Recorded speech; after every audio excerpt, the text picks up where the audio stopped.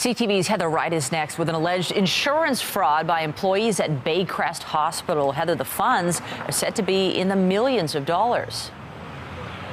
$5 million, according to estimates, with nearly 10% of hospital staff fired for their alleged involvement in this insurance fraud scheme. Now, the hospital says doctors were not involved according to their investigation, but that the staff involved span a number of categories and that they believe nurses were involved. And if that is the case, then these nurses would have to report that misconduct to their professional colleges. $5 million allegedly bilked over an 8-year period.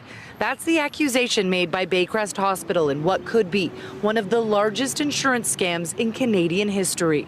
It's a shame what they did. Bob Delson has been volunteering at Baycrest for nearly 30 years. He learned of the allegations today, 150 people fired for submitting fraudulent insurance claims, with one employee allegedly scamming the system for as much as $100,000. We're doing so much good, and then these people are this selfish to take away all of the goodness from this, and that's what they're doing. The hospital says in some cases employees were submitting claims for services or products they never received, while in others a claim for something like compression stockings was actually used to buy a purse.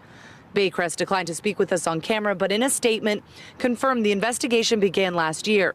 That statement reads in part, "We then conducted a workplace investigation which found that a significant number of employees were misusing our benefits plan over the course of a number of years.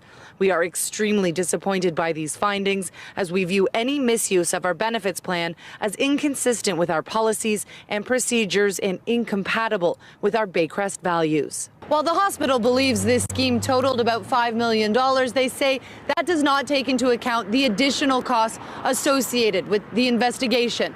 The money spent on ramping up hiring to ensure adequate staffing levels ahead of yesterday's mass firing. They say those additional costs will not be known for some time. This is not the first time a company has had to deal with an insurance-related scandal. Last year, the TTC fired 223 people for abusing its benefits program.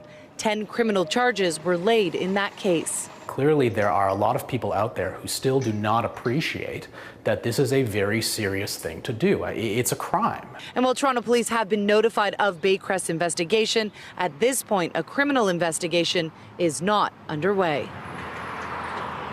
Now, experts we spoke with today say companies are getting better at spotting this sort of widespread insurance fraud, but clearly there is still work that needs to be done. Now, as for Baycrest, they say they are going to be increasing the frequency of their audits to ensure nothing like this happens again. Reporting live, I'm Heather Wright. I'll send it back to you.